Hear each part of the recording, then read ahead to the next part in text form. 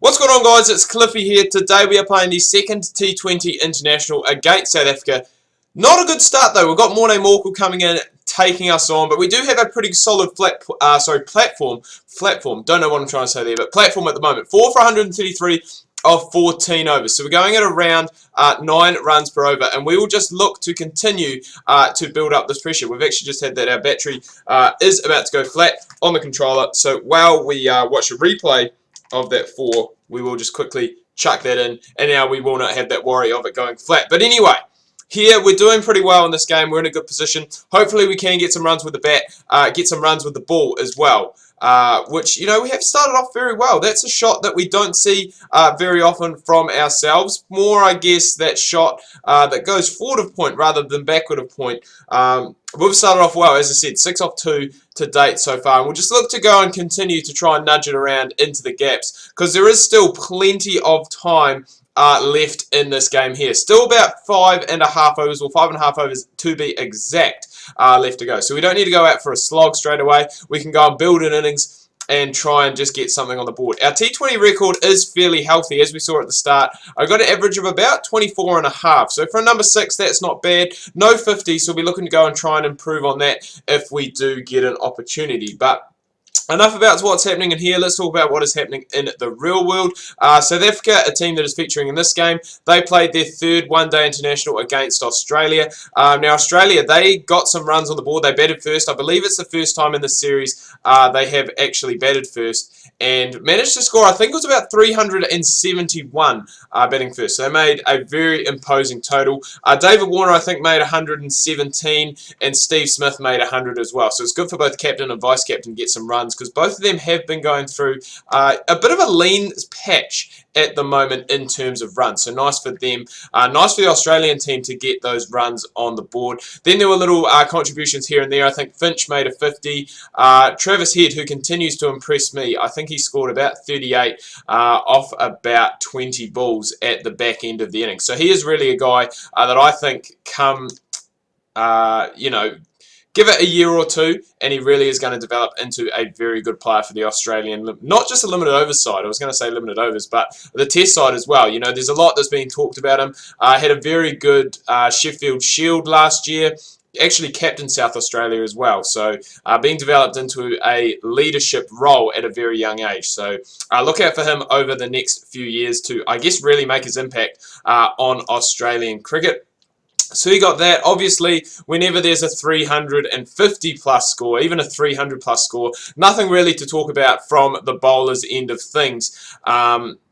So we won't go into that in any great detail. However, 370 odd was not enough to contain the South Africans. This is South African side, remember, that is missing AB de Villiers, has still managed to chase down 370, I think it was 371, 372, one of the two. Managed to chase that down, I believe, with 4 balls left to spare. So absolutely creamed it. I think there were starts from Quinton de Kock. Hashim Amla was back for this test. I think Riley Rousseau scored some runs, batting down at number 4, I believe. Faf got some runs, but the main killer factor was David Miller. Killer Miller, he scored 100. I think it was off 69 balls. Went on to score, I think, about 120 in the end. And then there was a number 8. I'm not too sure who it is. A new face in the South African side. Obviously in there for his bowling, but did his bit with the bat. Scored, I think it was about 40 odd towards the back end of the innings. Really supported David Miller well. And obviously being able to go and get up and get that total. So that was a very, very good effort that was put on by both of those players. And, you know, that has just got to breed confidence into your side if you can go down without AB de Villiers to go and chase down 370 plus. It is just an absolute huge boost. And I'm not sure if that series is done and dusted now. I'm not 100% sure if it was just a 3-match series or if it was a 5-match series. But if it's a 3-match series, South Africa would have done the clean sweep. Sorry, there are still test matches left to come. But I think the main thing really to come out of this series is it's shown that Australia, without Mitchell Starc and Josh Hazlewood, are a completely different side. They've really struggled with the ball. Obviously, they've taken over a few new players there, a few players who've been on the fringes and stuff like that. I guess just to give them an opportunity, but a very hard place to tour when you are a young inexperienced player on the international scene, I'll say. You know, not necessarily on the domestic scene, because I think Chris Tremaine's obviously played for a while. Joe Meany, I believe, was included in the squad, the Australian squad that played New Zealand in the tests, I think last year. Didn't get a game. But obviously still very highly sought after by the Australian selectors. So he's gone, and he hasn't made the best of debuts by any stretch of the imagination. None of the Australian players really had. I don't know if that's down to the pitches or just the quality of South African batting that we have seen in this series. But enough about that. So that series is done and dusted. South Africa, again, even if it is just even if it is a 5-match series, I should say, it doesn't really matter because it is going to be basically done and dusted now. Australia can't come back into a winning position, so that may have been what I read, that South Africa have won the series even with the 2 potential games left to go. So that's done and dusted. We've played a very good innings here today, I must say. A very good innings. 35 off 17, and we're just continuing to go for it. Again, du Plessis with a great bit of fielding down there on the boundary. It means we're not going to face the last ball, but we have finished up with a very well made, I think it was 36 off 18, so a strike rate of 200. You can't really complain about that too much, and we do have our bowling left to come as well. So as we can see, 38 off 18, and New Zealand score 191 for 6, so that's a very good effort. We had a good partnership with McCullum, and then Watling at the end was a little bit, I wouldn't say dead weight, but did just struggle a little bit to try and score quickly.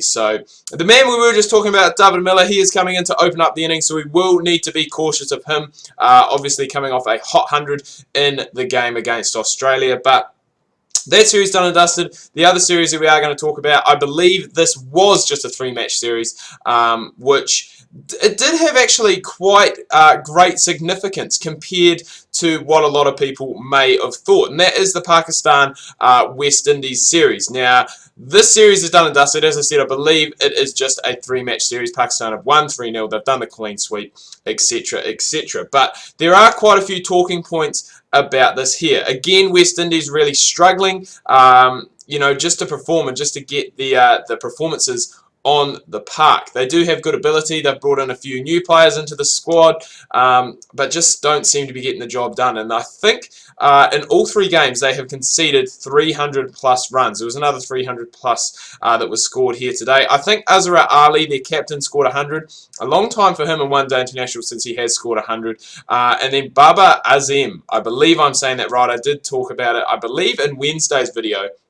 But he has now gone and scored back-to-back-to-back ODI centuries. Now, I'm not sure if that has ever been done in the history of the game. Very possibly it has been. Back to this game, I do not know how that has missed the off-stump of du Plessis. I honestly do not know. That must have missed by an absolute whisker. But we will carry on, and that's been put down. I have not seen that, I must say, in a long, long time. A player going for a wild slog. It was slashed out to first slip, who just couldn't quite manage to go and hang on to it. But anyway, back to that Pakistan game. Babar Azim scoring his 3rd 100 in as many games. And there is a lot of talk about this kid. Many comparing him to Umar Akmal, who, you know, didn't really live up, I guess, to the expectations. There's a lot of hype going on around him. This kid, he is definitely doing it. He's gone and picked up 300s in 3 games. Obviously, you know, against West Indies, probably not the strongest bowling attack going around world cricket at the moment, and playing in probably very batting-friendly pitches. I believe they're playing... It's either in UAE or Abu Dhabi or Dubai. I'm not 100% sure.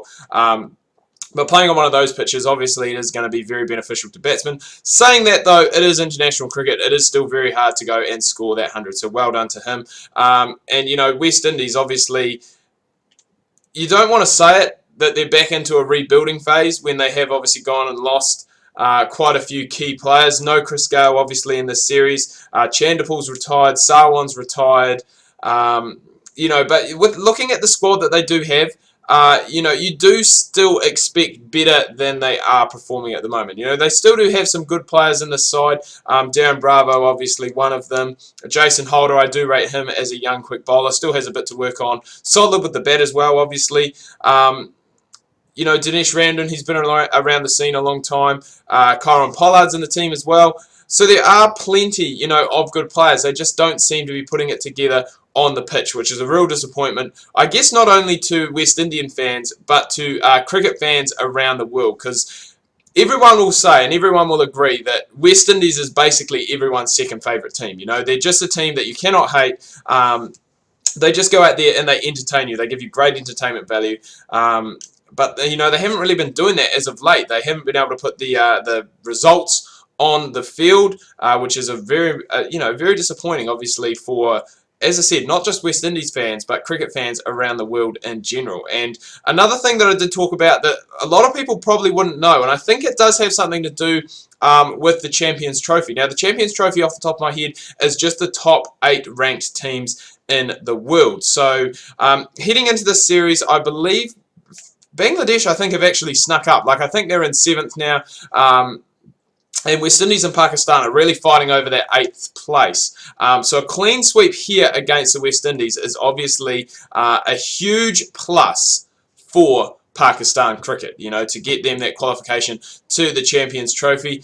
That LBW shout could have been, if it was just, you know, pitched out a little bit more and swung in, we could have been in for a good time. It doesn't matter though, because we have gone and got the first wicket of the game. David Miller back in the hut. He was looking destructive. He did slow down a little bit. He took me, I think, for about like 16 off our last over that we had bowled. But since now, he is gone. Still, this game is really up for grabs for anyone. Still 84 required off 50 deliveries, but that's going to make it a hell of a lot difficult, because we have gone and taken ourselves a very nice caught and bowl to get Quinton de Kock for a golden duck, and we will continue to go and build on that. Justin Ontong coming in now, and he is facing the hat-trick ball. It's going to be an in-swinging Yorker. That is the go-to, but you know, we had struggled, not even really looked like taking a wicket in those first couple of overs, and now I believe we've gone and got the hat-trick, boys. The in-swinging Yorker, we said it was coming. Justin Ontong, nowhere near it. It's hit him on the pad.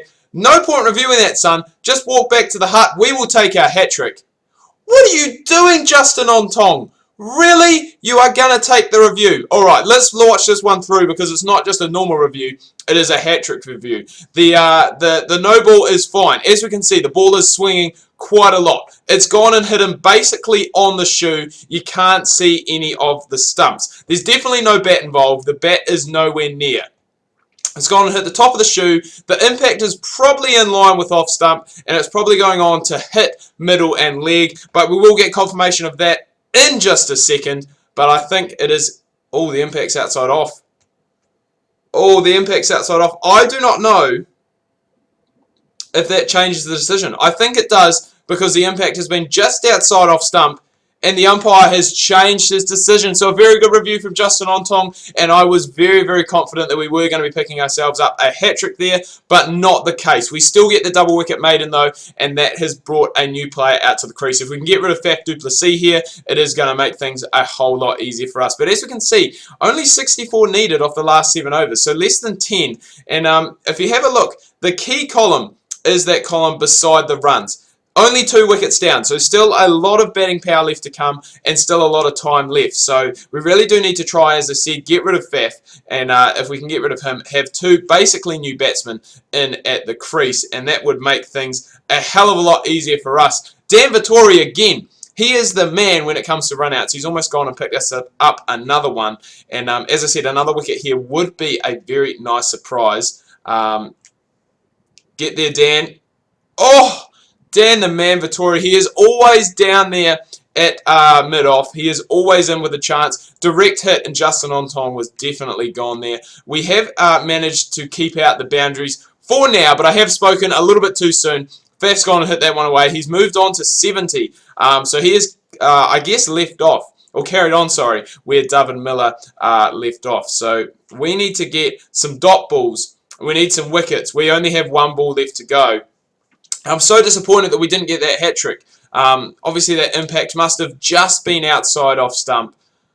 Man, that was close. That was honestly a close one. We'll finish off with a dot ball. We go for 8 off our last over. Finish with 2 for 27. So all around, a very good performance by us. 38 with the bat and 2 for 27 with the ball.